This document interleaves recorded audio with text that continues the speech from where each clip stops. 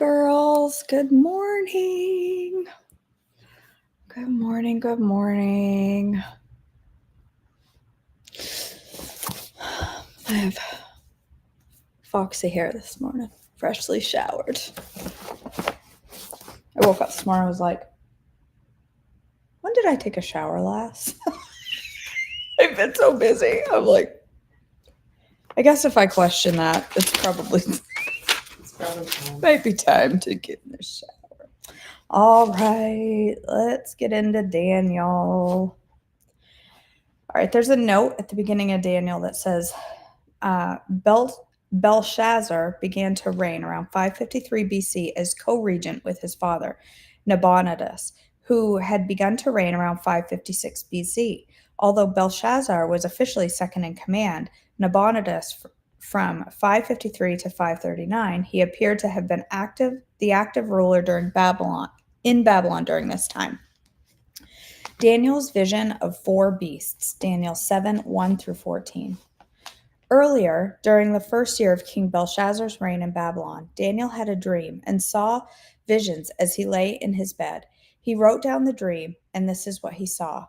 In my vision that night, I, Daniel, saw a great storm churning the surface of the great sea, and with strong winds blowing from every direction. Then four huge beasts came up out of the water, each different from the others. The first beast was like a lion with eagle's wings. As I watched, its wings were pulled off, and it was left standing with its two hind feet on the ground, like a human being, and it was given a human mind. Then I saw a second beast, and it looked like a bear. It was rearing up on one side, and it had three ribs in its mouth between its teeth. And I heard the voice saying to it, "Get up, devour the flesh of many people." Then the third of these strange beasts appeared, and it looked like a leopard. It had four birds' wings on its back, and it had four heads. Great authority was given to this beast. Then in my vision that night, I saw a fourth beast, terrifying, dreadful, and very strong. It devoured and crushed its victims with huge iron teeth and trampled their remains beneath its feet. It was different from any of the other beasts, and it had 10 horns. As I was looking at the horns, suddenly another small horn appeared among them. Three of the first horns were torn out by the roots to make room for it. This little horn had eyes like human eyes and a mouth that was boasting arrogantly. I watched as thrones were put in place, and the Ancient One sat down to judge. His clothing was as white as snow, his hair like the purest wool.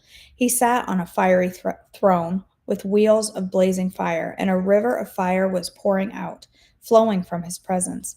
Millions of angels ministered to him, and many millions stood to attend him. Then the court began its session, and the books were opened. I continued to watch because I could hear the little horn's boastful speech. I kept watching until the fourth beast was killed, and its body was destroyed by fire. The other three beasts had their authority taken from them, but they were allowed to live a while longer. As my vision continued that night, I saw someone like a son of man coming with the clouds of heaven. He approached the Ancient One and was led into his presence. He was given authority, honor, and sovereignty over all the nations of the world, so that the people of every race and nation and language would obey him. His rule is eternal. It will never end. His kingdom will never be destroyed. The vision explained, Daniel 7:15 through 28. I, Daniel, was troubled by all I had seen, and my visions terrified me. So I approached one of those standing beside the throne and asked him what it all meant. He explained it to me like this. These four huge beasts represent four kingdoms that will arise from the earth. But in the end, the holy people of the Most High will be given the kingdom, and they will rule forever and ever. Then I wanted to know the true meaning of the fourth beast, the one so different from the others and so terrifying. It had devoured and crushed its victims with iron teeth and bronze claws, trampling their remains beneath its feet. I also asked about the 10 horns on the fourth beast's head and the little horn that came up afterward and destroyed 3 of the other horns. This horn seemed greater than the others, and it had human eyes and a mouth that was boasting arrogantly. As I watched, this horn was waging war against God's holy people and was defeating them, until the Ancient One, the Most High, came and judged in favor of his holy people. Then the time arrived for the holy people to take over the kingdom. Then he said to me, "The fourth beast is the fourth world power that will rule the earth. It will be different from all the others. It will devour the whole world, trampling and crushing everything in its path. Its 10 horns are 10 kings who will rule that empire. Then another king will arise, different from the other 10, who will subdue 3 of them. He will defy the Most High and oppress the holy people of the Most High. He will try to change their sacred festivals and laws, and they will be placed under his control for a time, times, and a half a time. But then the court will pass judgment, and all his power will be taken away and completely destroyed. Then the sovereignty, power, and greatness of all the kingdoms under heaven will be given to the holy people of the Most High. His kingdom will last forever, and rulers will serve and obey him." That was the end of the vision. That was the end of the vision. I, Daniel, was terrified by my thoughts, and my face was pale with fear, but I kept these things to myself. Daniel's vision of a ram and a goat. Daniel 8, 1 through 14. During the 3rd year of King Belshazzar's reign, I, Daniel, saw another vision, following the one that had already appeared to me. In this vision, I was at the fortress of Susa, in the province of Elam, standing beside the Ulai River. As I looked up, I saw a ram with 2 long horns standing beside the river. One of the horns was longer than the other, even though it had grown later than the other one. The ram butted everything out of its way to the west, to the north, and to the south, and no one could stand against him or help his victims. He did as he pleased and became very great. While I was watching, suddenly a male goat appeared from the west, crossing the land so swiftly that he didn't even touch the ground. This goat, which had one very large horn between his eyes, headed toward the 2-horned ram that I had seen standing beside the river, rushing at him in a rage. The goat charged furiously at the ram and struck him, breaking off both his horns. Now the ram was helpless, and the goat knocked him down and trampled him. No one could rescue the ram from the goat's power. The goat became very powerful, but at the height of his power, his large horn was broken off. In the large horn's place grew 4 prominent horns, pointing in the 4 directions of the earth. Then from one of the prominent horns came a small horn whose power grew very great. It extended through the south and east and toward the glorious land of Israel. Its power reached to the heavens, where it attacked the heavenly army, throwing some of the heavenly beings and some of the stars to the ground and trampling them. It even challenged the commander of heaven's armies by canceling the daily sacrifices offered to him and destroying his temple. The army of heaven was restrained from responding to this rebellion, so the daily sacrifice was halted, the truth was overthrown, the horn succeeded in everything it did. Then I heard 2 holy ones talking to each other. One of them asked, "How long will the events of this vision last? How long will the rebellion that causes desecration stop the daily sacrifices? How long will the temple and heaven's army be trampled on?" The other replied, "It will take 2,300 evenings and mornings. Then the temple will be made right." Gabriel explains the vision. Daniel 8, 15 through 27. As I, Daniel, was trying to understand the meaning of this vision, someone who looked like a man stood in front of me, and I heard a human voice calling out from the Ulai River, "Gabriel, tell this man the meaning of his vision." As Gabriel approached the place where I was standing, I became so terrified that I fell with my face to the ground. "Son of man," he said, "you must understand that the events you have seen in your vision relate to the time of the end." While he was speaking, I fainted and lay there with my face to the ground. But Gabriel roused me with a touch and helped me to my feet. Then he said, "I am here to tell you what will happen later in the time of wrath. What you have seen pertains to the very end of time. The 2-horned ram represents the kings of Media and Persia. The shaggy male goat represents the king of Greece, and the large horn between his eyes represents the first king of the Greek Empire. The 4 prominent horns that replace the one large horn show that the Greek Empire will break into 4 kingdoms, but none as great as the first. At the end of their rule, when their sin is at its height, a fierce king, a master of intrigue, will rise to power. He will become very strong, but not by his own power. He will cause a shocking amount of destruction and succeed in everything he does. He will destroy powerful leaders and devastate the holy people. He will be a master of deception and will become arrogant. He will destroy many without warning. He will even take on the prince of princes in battle, but he will be broken, though not by human power. This vision, about 2,300 evenings and mornings, is true. But none of these things will happen for a long time, so keep this vision a secret. Then I, Daniel, was overcome and lay sick for several days. Afterward, I got up and performed my duties for the king, but I was greatly troubled by the vision and could not understand it. The following events took place the night before the Medes and Persians conquered Babylon in October of 539 BC. The writing on the wall, Daniel 5, 1-12. Many years later, King Belshazzar gave a great feast for 1,000 of his nobles, and he drank wine with them. While Belshazzar was drinking wine, he gave orders to bring in the gold and silver cups that his predecessor Nebuchadnezzar had taken from the temple in Jerusalem. He wanted to drink from them with his nobles, his wives, and his concubines. So they brought these gold cups taken from the temple, the house of God in Jerusalem, and the king and his nobles, his wives, and his concubines drank from them. While they drank from them, they praised their idols made of gold, silver, bronze, iron, wood, and stone. Suddenly, they saw the fingers of a human hand writing on the plaster wall of the king's palace near the lampstand. The king himself saw the hand as it wrote, and his face turned pale with fright. His knees knocked together in fear, and his legs gave way beneath him. The king shouted for the enchanters, astrologers, and fortune tellers to be brought before him. He said to these wise men in Babylon, "Whoever can read this writing and tell me what it means will be dressed in purple robes of royal honor and will have a gold chain placed around his neck. He will become the third highest ruler in the kingdom." But when all the king's wise men had come in, none of them could read the writing or tell him what it meant. So the king grew even more alarmed, and his face turned pale. His nobles, too, were shaken. But when the queen mother heard what was happening, she hurried to the banquet hall. She said, "Belshazzar, long live the king. Don't be so pale and frightened. There is a man in your kingdom who has within him the spirit of the holy gods. During Nebuchadnezzar's reign, this man was found to have insight, understanding, and wisdom like that of the gods. Your predecessor, King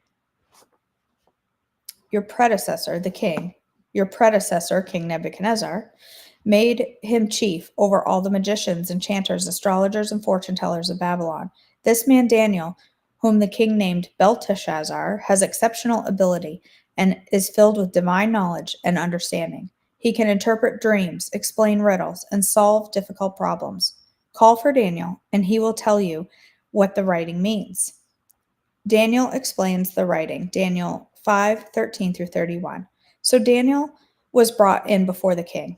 The king asked him, "Are you Daniel, one of the exiles brought from Judah by my predecessor, King Nebuchadnezzar? I have heard that you have the spirit of the gods within you, that you are filled with insight, understanding, and wisdom. My wise men and enchanters have tried to read the words on the wall and tell me their meaning, but they cannot do it. I am told you can give interpretations and solve difficult problems. If you can read these words and tell me their meaning, you will be clothed in purple robes of royal honor, and you will have a gold chain placed around your neck. You will become the third highest ruler in the kingdom." Daniel answered the king, "Keep your gifts or give them to someone else, but I will tell you what the writing means. Your Majesty, the Most High God gave sovereignty, majesty, glory, and honor to your predecessor, Nebuchadnezzar. He made him so great that the people of all races and nations and languages trembled before him in fear.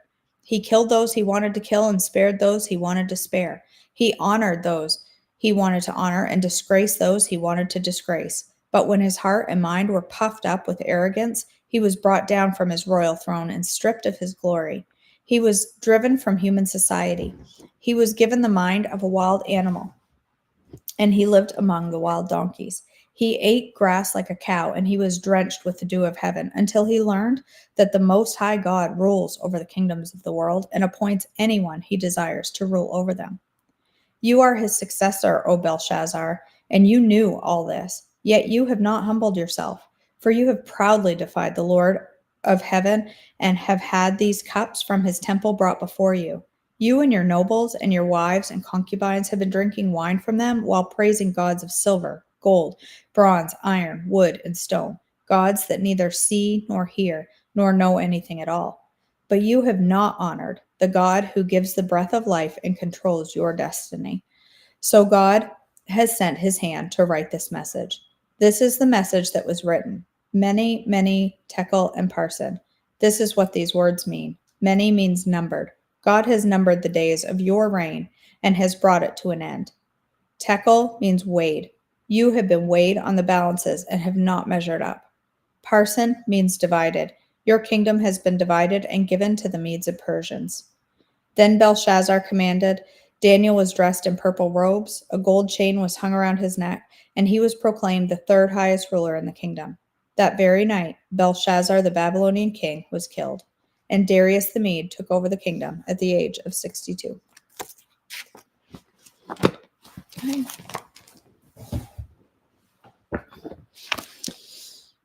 All right. Let's see. We're on page 22 of Good Words. Good Words. We're on the word help. Your kidneys are failing. The doctor in his blinding white, perfectly pressed lab coat stood in front of me in the tiny consultation room. His voice matter of fact as he scribbled a diagram on paper stretched across an examination table. It bore the vague resemblance of two bean-shaped people at prayer. You're looking at dialysis or possibly a transplant in the near future, he said. The way kidneys work is they continue to lose function. They never get better. Yours will continue to lose ground until they can no longer clean your blood. That's when dialysis will be necessary. He drew little hoses running from the bean people to a big box, so now they were no longer praying, but filling up the gas pump. Then he slashed an X across them. You cannot live without kidneys or dialysis. You can make another appointment at the desk and I will see you next month. And with that, he was gone. My kidneys were on the last train to Breakdown City. This was not what I had in mind. I've often thought a medical doctor has pretty much the same job description as a pastor. Both handle issues of life and death. It means telling people that what they don't want to hear. Issues pleading that often go unheeded, and trying to get people to take seriously for their own good, things that at the time just don't seem terribly urgent by comparison. It's the way I most often operate. I lie to myself. I tell myself what I want to believe. I always thought I was invincible, and it seemed to work for me, more or less. Despite my doctor's best attempts to get me to reform my worst habits, I continually told myself I could get away with it because I always had. Not so unusual, is it? I don't think that kind of approach is unique to me when dealing with unpleasant things. Avoidance, going it alone, relying on your own abilities. My friend, who is a card-carrying member of Alcoholics Anonymous, tells me that the same dedication to sidestepping the truth and taking his own path under his own power that allowed him to continue drinking for so long. So it's interesting to look at the approach Psalm 40 takes to life in the pits. The psalm begins by speaking of how the Lord heard David's cry, lifted him out of the slimy pit, and put his feet on solid rock. It goes on to speak of all the troubles surrounding David and how his heart fails within him. And at the end, he affirms the fact that he is poor and needy, and he needs God to be his help and deliverer. No evasion there, no looking to his own strength, no good ideas to fix what needs fixing. Mostly just help. Notice all the pronouns in this psalm. The Lord does all the work and provides the rescue. David's only part is to admit his need and praise the one who provides it. The counterpart to rescue is helplessness. By definition, to be rescued means you need someone to come into the mess you're in and lift you out. You need help. It requires letting go of the conceit that you are in control and can handle things. Ultimately, no one wants to be in a position of having to be rescued. If you need saving, it means the self-deception is no longer working, which is terrifying.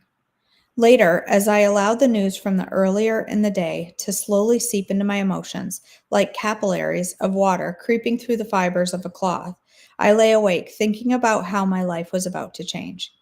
More to the point, Barbie's and my life together would soon be unrecognizable. Our dreams of retirement and travel seemed as if they would constrict the distance between our house and the dialysis center. For the first time in my very fortunate life, I began to realize things could happen, not just to others, but also to me, and they could break me. I was broken, and I might never again be what I was before.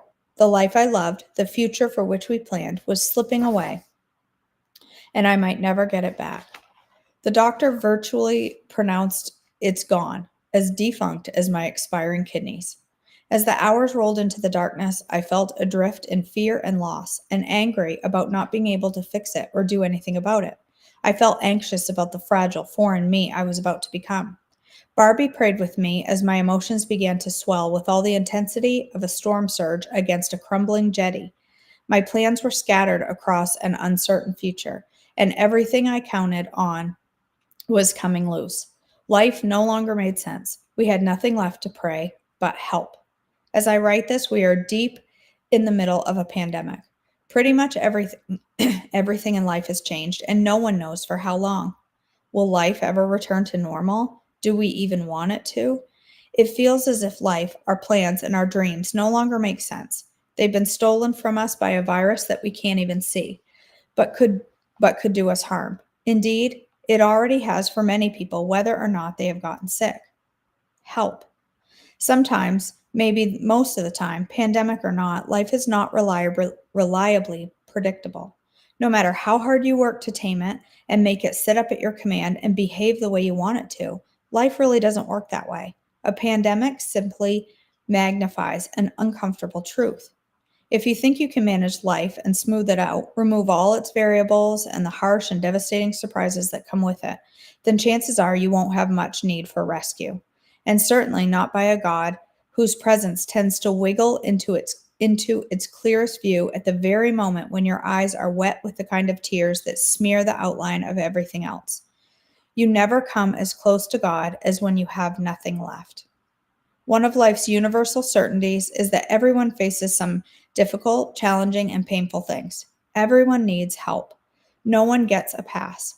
Whether it is an addiction or a relationship cracking along a subterranean fault line, the heavy burden of caring for a declining parent, or the ongoing grief of a deep loss, I'm not the only one. No one is exempt. No one is immune. Faith is never a passport to rainbows and unicorns. To think so only sets it up for a big falling out with God. Kidneys going on a permanent sabbatical just happened to be my version of the fragile life we all share. The summer began to fade and the fall followed. Here in Southern California, it is very difficult to know the difference between seasons, except maybe in the fall there might be a few more wildfires. Kidney disease is very similar. There are few, if any, symptoms until your kidneys are just about to tap out. And when the symptoms do start showing up, they can be so subtle at first that you ignore them and simply adjust to not feeling so great and having less energy and being unable to focus. So what do? You adapt. At the office, I took to making sure my back was to the door, so when I fell asleep at my desk, I could tell people who happened to come in that they had caught me at prayer. Little by little, it just kind of seems normal. You forget what it's like to be healthy.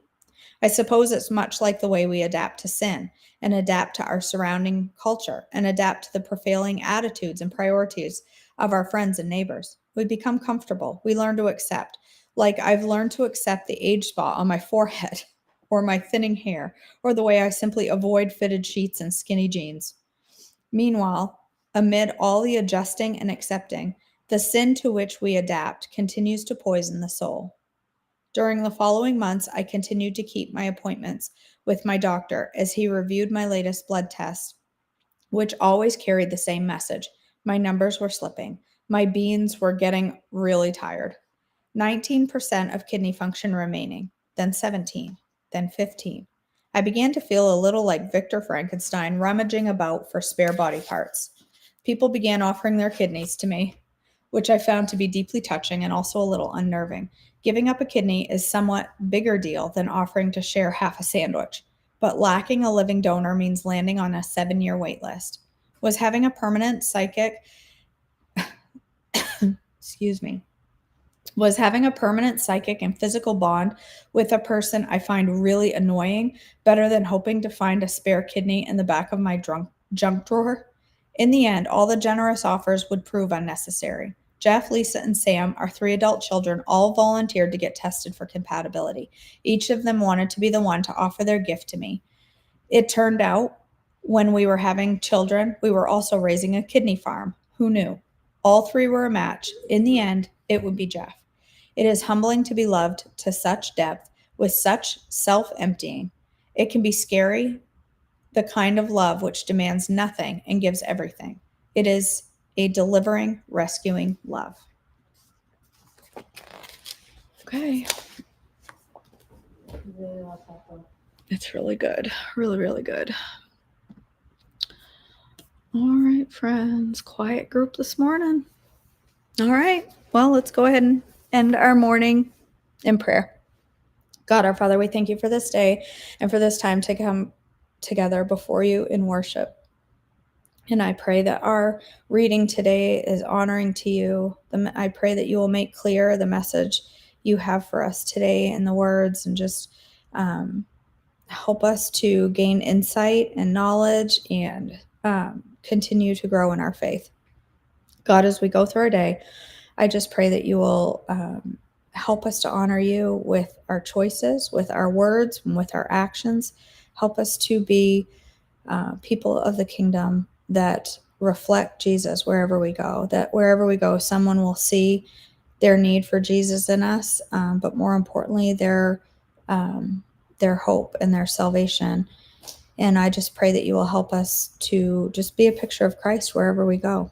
God, I thank you for your love. We thank you for your grace, your peace, and your mercy. In your precious name, amen. Not quiet here today is opening day of dove season. All I hear is gunshots. I didn't know dove season was a thing. People, what do they do with doves? They eat them? Yeah. That seems like a weird thing to hunt. Doves? We hunt quail and partridge. Not all that much bigger. I guess. We just opened geese season. Geese. Goose. All right, my friends. Thanks for joining us this morning. We will be live later to cook. We're going to make mini donuts this morning, but not until everybody's up and moving around, which, Nobody else is. Could be a long time because we're just sitting here in the quiet, enjoying the company and letting people sleep. All right, my friends, we love you so much. Hope you have a great day, and we'll see you.